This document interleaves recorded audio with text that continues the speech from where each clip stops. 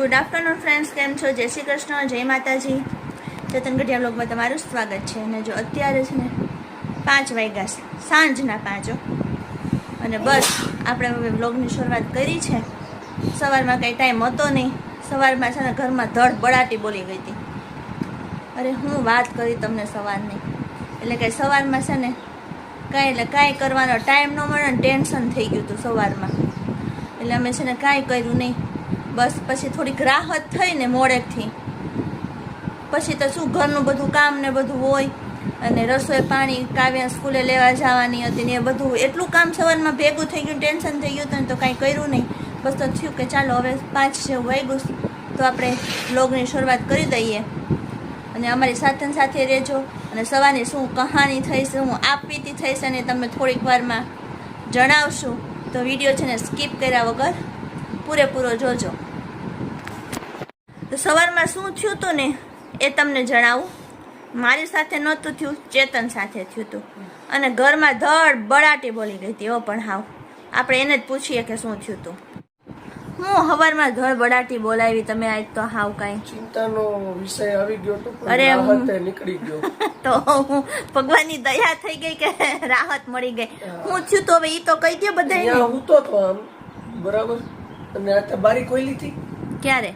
સવારમાં. એ બાય તો ખોલી જ હોય ને. ત્યાંથી આવ્યું જીવડું અને સીધું કાનમાં ગળી ગયું. ભૂતો તો અવડીકડું જીવડું કાનમાં ગળી ગયું.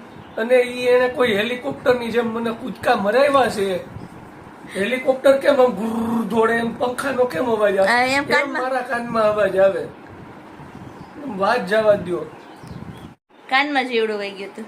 પાછો હું કે બારી ખુલી હતી એટલે કાનમાં જીવડું વહી ગયું. અહીંથી ખુલ્લું રહ્યું ને પાછળ એટલે આવી ગયું. એ કે ગમે ત્યાંથી છે ને ફૂદેડું, આપણે ઓલા ફૂદેડા નો હોય, ફૂદેડું ઝીણું એવું હતું. એ હુતા તા ને કાનમાં છે ને વયું ગયું. અને પછી તો આમ કાન પકડી ઘર ઘર થાય છે કે મારા કાનમાં.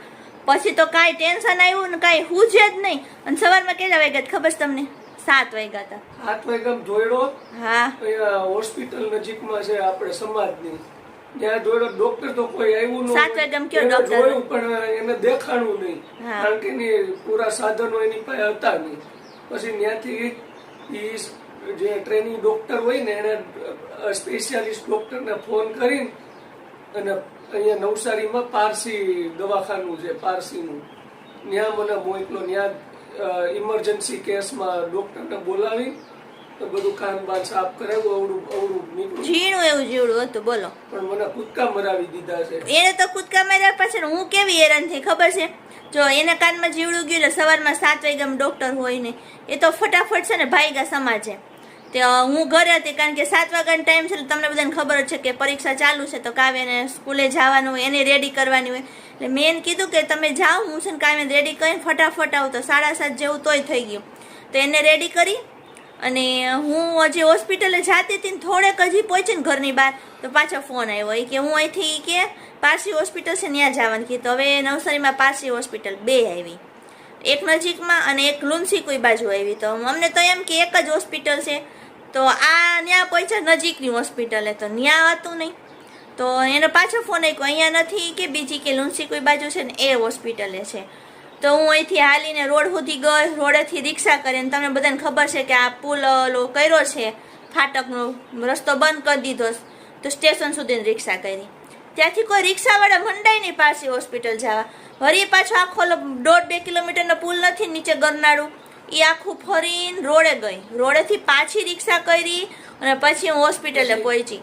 અને તમને ખબર ત્યાં હું છું મારે હોસ્પિટલે ગઈ ને તેને કે તું રૂમ નંબર 9 આવજે. મેં 5 જણાને પૂછ્યું રૂમ નંબર 9 ક્યાં છે, કોઈ સરખો જવાબ ન આપે, કોઈને ખબર નહીં.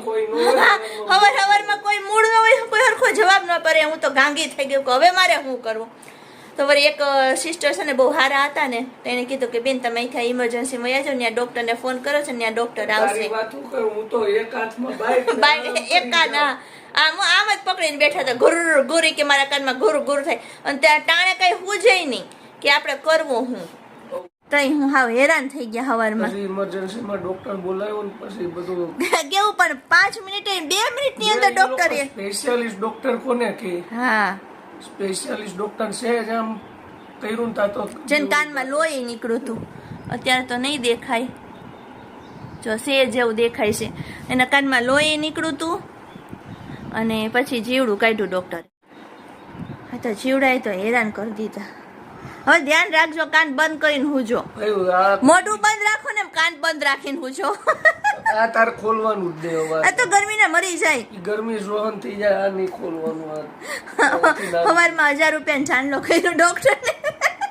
1000 રૂપિયા તો ઠીક છે, પણ મારે દોડી હેલિકોપ્ટર. મારે નો થઈ ગઈ, તમારે થઈ તો તમે તો બાઇક લઈને દોડતા તો હું તો રિક્ષામાં હાલીને દોડીને આવી બધે. મારું શું થયું હોય છે વિચાર કરો.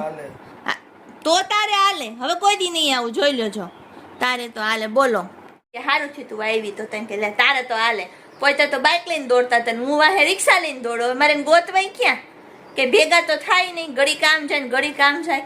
હા આવું કરી નાખ્યું. સવારમાં તોડી નીકળી ગયું અને ડૉક્ટરે જરાક આમ ઓલું ઇન્જેક્શન લઈને પીચ કરી મારીને તો બારું જીવડું નીકળ્યું.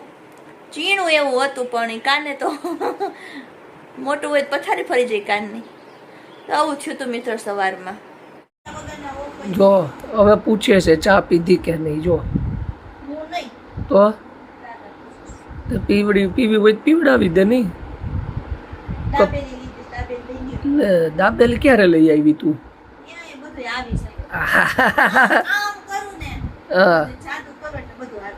એમ જાદુગર છો તે? સારું મને ગાયબ નથી કરી દેતી, બાકી મને ગાયબ કરી દે.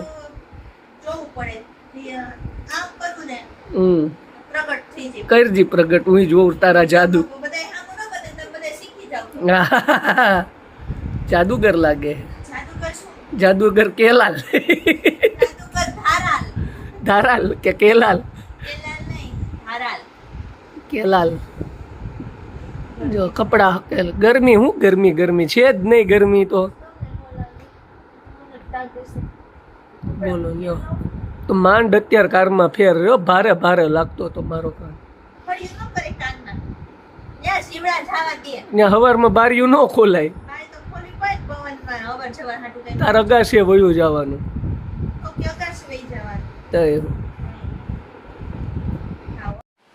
જો માંડ કાન હારો થયો.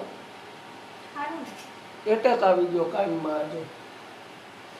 બોલ શું બનાવે? ભજીયા? રીંગણના ભજીયા ખાધા કોઈ દી? રીંગણના ભજીયા તમે બોલો? રીંગણના ભજીયા હા હોય, બટેકા પૂરી જેવી જ લાગે. મેં ખાધીશ. પેલા ભાઈ રીંગણના ભજીયા હોય હાવ સાચું કેજો મિત્રો આજે કોમેન્ટમાં. તમે બનાવે બોલો રીંગણના ભજીયા? શાક બનાવશે એમ બોલ ની. શાક બને તું ડાયરેક્ટ એમ કે ભજીયા તને જોવે નહીં. જરીક મસાલો ભજીયા જેવો કરે તે. આ કે ભજીયા જેવો મસાલો? ઉભા રહો હું તમને દેખાડું. જો આ શું છે તમે જોઈ લો. શું છે? ભજીયાનો મસાલો જેવું લાગે તમને. ભજીયા દેખાય. ગરમી ભજીયું ખવાય જ નહીં. મને દન હું ખાઈ જાય. નહીં બનાવવાનું જ નથી. ચોમાસા સિવાય ભજીયા નામ લેતા નહીં, બનાવવું જ નથી. હવે ચોમાસાની રાહ જોવો ને અંબાલાલને મળવું પડશે કે વહેલું ચોમાસું કરો. બરાબર ને? બીજું શું બનાવો? ટમેટાનું શાક, કોબીનો સંભારો, બે શાક. એવું છે? ખાસ જ હોય રોજ. ખાસ જ હોય આપણા ઘરમાં. કોઈ દી ખાસ ન હોય એવું બને નહીં. ગમે ત્યારે ધરતી કંપ.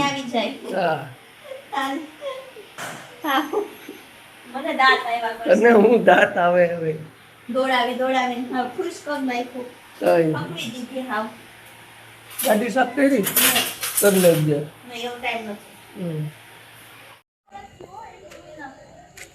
કેમ અત્યારે લુએ હે? આ મને એમ થયું કે તમે લૂતા નથી તો હું લૂઈ લઉં. તને તો એમ જ થાય ને. બિસાડા કઈ કામ કરે નહીં. એમ કે તું લૂઈશ તો તને બેહાય ને તને બેહાડે લવું પડે. અડધી રાતે એટલો બધો મારો કરંટ લાગી ગયો. એવું છે? જો અડધી રાતે લુએ. મહેમાનને લેવા જવા. કોણ આવે? આગળ ખબર પડી જાય કોણ આવે એમ. સારું લાય હવે ઉપર લોહી નાખું. તું નહીં પહોંચી હે. ગાડી સાફ થઈ ગઈ. જવું રીતે કરતું રહેવું. તો જો મિત્રો કોક આવી રહ્યું છે એટલે ગાડી સાફ કરે છે કઈ રીતે, અને નીચે કોમેન્ટ કરજો કે કોણ આવતું હોય છે, બરાબર ને? હરખી સાફ કરજો. થઈ ગયો હવે એમાં કઈ ડાબો જ મારવાનો હોય, લપેટ જ કરવાનો, એમાં કઈ બીજું ન કરવાનું. હા, બહુ ગરમી છે. અને તો ચાલો મિત્રો, હવે આપણે આ વ્લોગ અહીંયા પૂરો કરીએ છીએ. આગળ જોતા રહેજો. નેક્સ્ટ વ્લોગમાં પાછા મળશું. બધાને જય શ્રી કૃષ્ણ, જય માતાજી.